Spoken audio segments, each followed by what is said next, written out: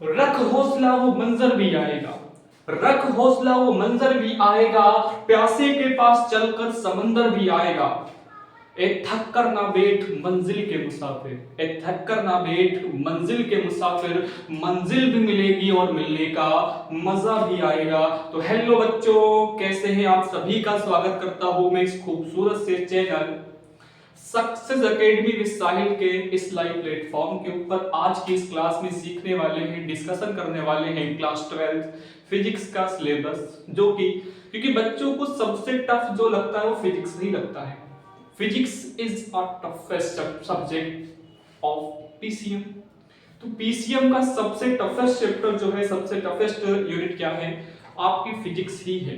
तो जिस बच्चे की फिजिक्स कमजोर है वो बच्चा तो फिजिक्स चक्कर में रोता रहता है कि सर फिजिक्स है, कि फिजिक्स कैसे पढ़ें, क्या करें, हाउ टू प्रिपेयर फिजिक्स। यानी उसे फिजिक्स को प्रिपेयर तो करना है, लेकिन करना कैसे है उसको नहीं पता होता है, जिसकी वजह से उसके हमेशा फिजिक्स में मार्क्स कम आते हैं। मैं आपको आज से बताऊंगा, आपके मार्क्स बिल्कुल फिजिक्स के अंदर इंक्रीज होते जाएंगे। जब आप समझते हैं इंक्रीजिंग डिक्रीजिंग ग्राफ, जो ग्राफ इंक्रीजिंग का होता है वो कुछ ऐसा होता है, केवल आपके मार्क्स टाइम के साथ साथ क्या होंगे, बढ़ेंगे, घटेंगे नहीं। ठीक है, तो स्टार्ट करते हैं सिलेबस डिस्कशन। तो हमारे पास यहाँ पर टोटल 7 यूनिट्स, सॉरी हमारे पास 10 यूनिट्स हैं इसके अंदर, और 10 यूनिट्स के अंदर हमें एक यूनिट को नहीं पढ़ना है जो हमारा पहले हुआ करता था, communication of system. Communication system हमें नहीं पढ़ना है, बाकी सभी यूनिट को हमें पढ़ना है। तो बात करते हैं unit wise class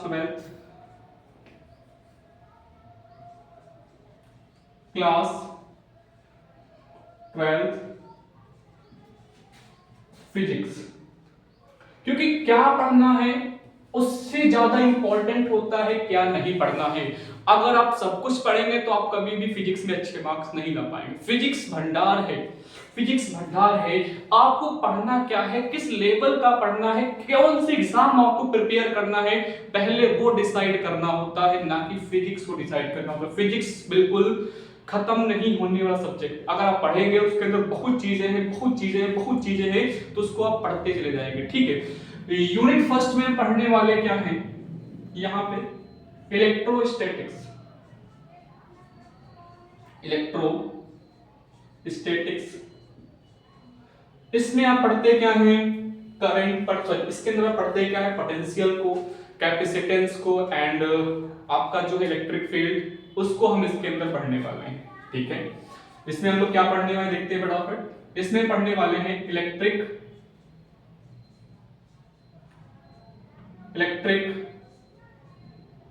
charge and field, electric charges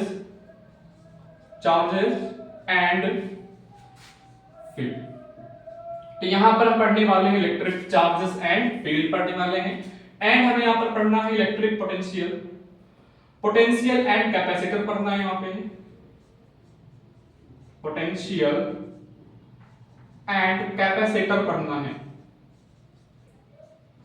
potential and capacitors को यहां पर पढ़ना है। तो हमारे पास इन दो चैप्टर के साथ यूनिट नंबर 1 खत्म हो जाती है। ये आपका लगभग 10 मार्क्स कवर करता है आपके एग्जाम में, 10 मार्क्स का आपका मिनिमम आता है इलेक्ट्रोस्टैटिक्स। अगला हमारे पास यूनिट सेकंड क्या है, यूनिट सेकंड हमारे पास क्या है, इसका नाम है करंट इलेक्ट्रिसिटी। करंट इलेक्ट्रिसिटी ये भी अपने आप में लगभग 6 से 8 मार्क्स तक गेन करता है। इसके अंदर आपको किरचॉफ्स लॉ पढ़ना होता है। करंट इलेक्ट्रिसिटी में केवल आपका एक सिंगल चैप्टर है करंट इलेक्ट्रिसिटी, उससे भी आप सब कुछ पढ़ते हैं। जो आप क्लास 10th में पढ़ते हैं इलेक्ट्रिसिटी, बिल्कुल उसी का बिल्कुल ऊपर का लेवल, हायर लेवल में इसको पढ़ना हमें है। करंट इलेक्ट्रिसिटी को 6 to 8 मार्क्स में है। नेक्स्ट चैप्टर है यूनिट नंबर 3। यूनिट 3 में हमें क्या पढ़ना है, यूनिट 3 में हमें पढ़ना है मैग्नेटिक इफेक्ट्स ऑफ करंट। क्या पढ़ना है, magnetic effects of current and magnetism magnetic effects of current and magnetism पढ़ना है हमें यूनिट नंबर 3 के अंदर। एंड हमारे पास यूनिट 4 के अंदर क्या पढ़ना होता है, यूनिट 4। इसके अंदर हमारे पास टोटल 2 चैप्टर्स होते हैं, एक मैग्नेटिक इफेक्ट्स ऑफ करंट, दूसरा हमारे पास क्या मैग्नेटिज्म। ये आपका 6 to 8 मार्क्स कवर अप करता है, 6 to 8 मार्क्स, क्योंकि हर चैप्टर यहाँ पर चैप्टर्स जो है वो दो चैप्टर का एक यूनिट होता है, तो यहाँ पर हर एक चैप्टर का 6 to 8 मार्क्स, 6 to 8 मार्क्स का ये वेटेज रहता है, ठीक है। यूनिट नंबर 4 आपका क्या है, इलेक्ट्रो मैग्नेटिक इंडक्शन। अगला यूनिट हमारे पास क्या है, electro magnetic induction. Electromagnetic induction and alternating current,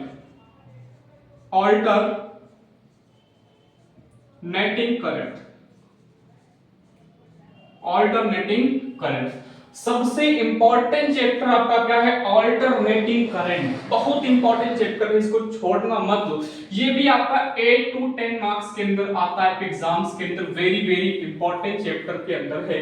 next हमारे पास यूनिट नंबर 5 क्या है, यूनिट नंबर आपकी जो 5 है वो आपका क्या है, इलेक्ट्रोमैग्नेटिक वेव्स। इलेक्ट्रोमैग्नेटिक वेव,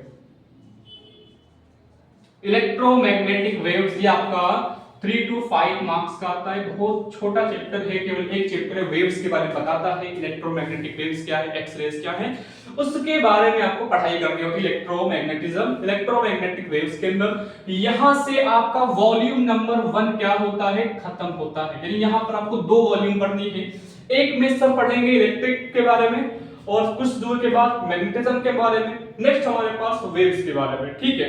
अगला जो हमारा है यूनिट नंबर 6, वो आपका वॉल्यूम नंबर किसमें आएगा, वॉल्यूम 2 के चैप्टर से। यहां पर यूनिट नंबर 6 में हम लोग क्या पढ़ते हैं, यहां पर फर्स्ट चैप्टर आपका क्या है, ऑप्टिक्स। क्या पढ़ेंगे यहां पर हम लोग, ऑप्टिक्स। ऑप्टिक्स जो है क्या है, फिजिक्स की कोर है, फिजिक्स कोर, ठीक है। आपको इसको खतरनाक लेवल पे पढ़ना है। यहां पर टोटल 6 चैप्टर्स आते हैं, रिफ्लेक्शन, रिफ्रैक्शन एंड, और इसमें आता है रिफ्लेक्शन, रिफ्लेक्शन हो गया, डिफ्रैक्शन हो जाएगा एंड डिफ्रैक्शन एंड इंटरफेरेंस। यहां पर लगभग 3 से 4 चैप्टर आते हैं। सबसे कड़क माल आपको यही मिलेगा, लगभग 10 से 12 मार्क्स का यहां चैप्टर होता है, 10 से 12 मार्क्स। कड़क माल का मतलब भैया ये है कि ऑप्टिक्स का आपको तैयार करना ही करना है, आप इसको छोड़ के कहीं पर नहीं जा सकते हैं, क्योंकि ये पूरा आपको बहुत एग्जाम में नंबर दिलाएगा। और साथ में अगर आप किसी भी एग्जाम की तैयारी करते हैं, वहां पर ऑप्टिक्स बिल्कुल इतना आता है, यानी वहां पर क्वेश्चन ऑप्टिक्स से तो आना ही आना है। अगर आप किसी भी पैरामेडिकल की तैयारी करते हैं, कोई भी एग्जाम करते हैं जिसमें आपका फिजिक्स सब्जेक्ट आता है, तो आपका एग्जामिनर का सबसे फेवरेट कोर क्या होता है, ऑप्टिक्स। बच्चे को पढ़ाते हैं लाइट के बारे में, लाइट में क्या होता है आपको पता ही है, तो लाइट के बारे में यहां पढ़ाया जाता है। यूनिट नंबर हमारे पास 7 क्या है, यूनिट 7 हमारे पास क्या है, डुअल नेचर ऑफ मैटर। क्या है, डुअल नेचर ऑफ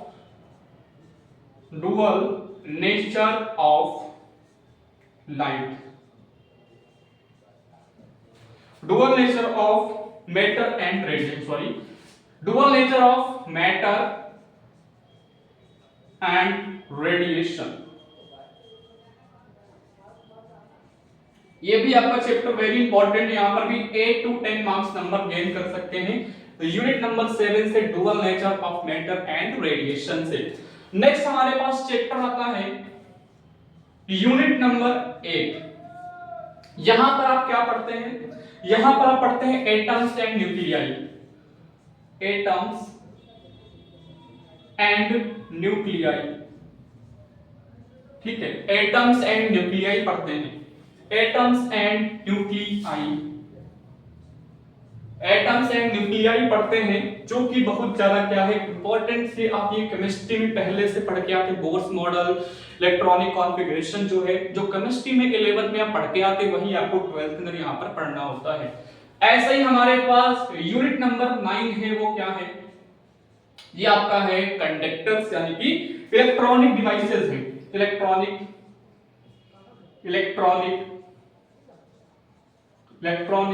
डिवाइसेस। इसके बाद पहले यूनिट नंबर 10 भी हुआ करता था, सिस्टम ऑफ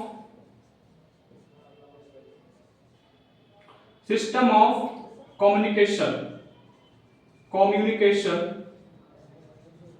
ये भी चैप्टर आपका हुआ करता था, बट एनसीईआरटी के लेटेस्ट पैटर्न में हटा दिया गया है। तो आपके टोटल 10 यूनिट्स हैं जो आपको पढ़ने थे पहले, लेकिन अब आपको पढ़ना क्या है, केवल 9 यूनिट ही पढ़ना है। लेकिन कुछ बोर्ड में अभी भी है सिस्टम ऑफ कम्युनिकेशन, बहुत इजी चैप्टर था लेकिन हटा दिया तो हमें पढ़ना नहीं। जो आपका वॉल्यूम नंबर 1 है ये काफी ज्यादा कैलकुलेटिव है, यानी यहां पर कैलकुलेटिव है। जिस बच्चे का वॉल्यूम 1 खतरनाक लेवल पे पढ़ लेगा उसके लिए वॉल्यूम 2 बिल्कुल हलवा होगा। तो हलवा कैसे होगा, क्योंकि हम यहाँ पर इतना चीजें पढ़ते हैं, चीजों को समझते हैं, फिर इसके कंपेयरिंग में ये बिल्कुल हलवा होता है। अगर आप अभी 12th क्लास के अंदर है, अगर मैं आपसे कहूं क्या तुम क्लास 5 के मैथ्स को 1 घंटे में सब सवाल लगा डालोगे? सर हम तो दिमाग में लगा डालेंगे। क्यों, मैं सही बोला क्या? बिल्कुल वैसे ही ये आपका क्लास 12th है तो आपका क्लास 10th है, ये क्लास 12th है तो आपका क्लास 10th है, इतना फर्क है। सोचो ये चैप्टर साथी कोर है, इसको आपको पढ़ना पड़ेगा, लेकिन इसमें ऑप्टिक्स जो है वो सबसे अच्छे मार्क्स का चैप्टर आता है। तो आपको चैप्टर्स को ऐसे करना है तैयारी। आप तैयारी जब ऐसे करेंगे तभी आप अपने एग्जाम में 70 आउट ऑफ 70 मार्क्स ला सकते हैं, और बिल्कुल आप मार्क्स लाएंगे। भैया आपने पढ़ाई की है, जब तक पढ़ाई करोगे तभी आपको मार्क्स मिलेंगे। तो आपको बोर्ड एग्जाम में तैयारी करनी कैसे है, तो ये आपको बोर्ड एग्जाम होता है लगभग फरवरी में होता है, यानी 15 फरवरी से जो आपके एग्जाम स्टार्ट हो जाते हैं। मैं 2025 और 26 वाले बच्चों की बात कर रहा हूं। ये सिलेबस जो है 2025 और 26 वालों के लिए है, यानी एक एग्जाम जो 15 फरवरी से स्टार्ट होते हैं। जो बच्चा साल भर में 10 महीने मिलते हैं मुश्किल से, जो बच्चा 10 महीने पढ़ाई अच्छे से करता है उसको मैं बोल रहा हूं, उसको मैं 70 आउट ऑफ 70 नंबर दिलवा सकता हूं। साथ में वो बहुत से एग्जाम जो होंगे, जो फिजिक्स के एग्जाम होंगे, उसमें वो हमेशा अच्छा स्कोर करेगा। क्यों करेगा? क्योंकि उसकी फिजिक्स जो है काफी खतरनाक लेवल पे हो जाएगी। ये फिजिक्स के चैप्टर नहीं है, ये आपके घर में होने वाली सभी घटनाओं के क्या है, क्या जैसे आपके घर में बिजली आती है, पंखा चलता है, क्यों चलता है, उसका सिस्टम है। तो आपको सिस्टम को तो पहले से पढ़ना था, लेकिन आप क्लास 12 के अंदर आकर के चीजों को और कंसाइज करते हैं। तभी कहते हैं सरफरोशी की तमन्ना अब हमारे दिल में है, देखना है जोर कितना बाजुए कातिल में है। अगर आप लड़के पढ़ेंगे, झगड़ के पढ़ेंगे, तो आप इन चैप्टर्स को खतरनाक लेवल पे खत्म कर सकते हैं और 70 आउट ऑफ 70 मार्क्स ला सकते हैं। ये मैं आपको मिशन देता हूं, बिल्कुल आप ला सकते हैं। सर 30 मार्क्स कैसे लाएंगे एग्जाम वाले? वो आप अपने स्कूल में अच्छे से प्रैक्टिकल देंगे, चीजों को एक्सप्लेन करेंगे, तो आपको वो भी 30 आउट ऑफ 30 मिलके आपके 100 आउट ऑफ 100 मिलते हैं। लेकिन ओवरऑल आप फिजिक्स के अंदर 100 में से मुझे लगता है बच्चे 98 नंबर तक ही ला पाते हैं, 2 मार्क्स बाद वाले नहीं ला पाते हैं। बताओ क्यों? क्योंकि फिजिक्स में आप कुछ ना कुछ गलती करके ही आते हो। साइन कन्वर्जन वाला बहुत सिस्टम होता है, तो आप गलती करके आते, टीचर नंबर काट लेता है। क्योंकि कोई टीचर किसी बच्चों को full out of full number नहीं देना चाहता है, क्योंकि उस कॉपी को 2 से 3 बार चेक की जाती है। अब मैं जिस कॉपी को 2 से 3 बार चेक करनी होगी, तो मैं ऐसा करूं ही क्यों? मैं बच्चे 1 नंबर 2 नंबर काट लूंगा, कहीं पे बच्चा कुछ थोड़ा बहुत गलत लिख दिया होगा, 1-2 लाइन में हो गया, उसका हाफ नंबर काट के 2 नंबर बना करके उसके 100 में 100 कभी नंबर नहीं देता है। तो आप हमारे वीडियो को देखते रहिए और अपने फ्रेंड को भी शेयर करिए, जिससे आपको इंफॉर्मेशन मिल सके कि आप क्लास 12 के अंदर अगर आ चुके हैं तो आपको सिलेबस को कैसे पढ़ना है और चीजों को आपको कैसे समझना है। तो मिलते हैं नेक्स्ट वीडियो में, मिलते हैं केमिस्ट्री के सिलेबस के साथ। तब तक के लिए धन्यवाद आपको।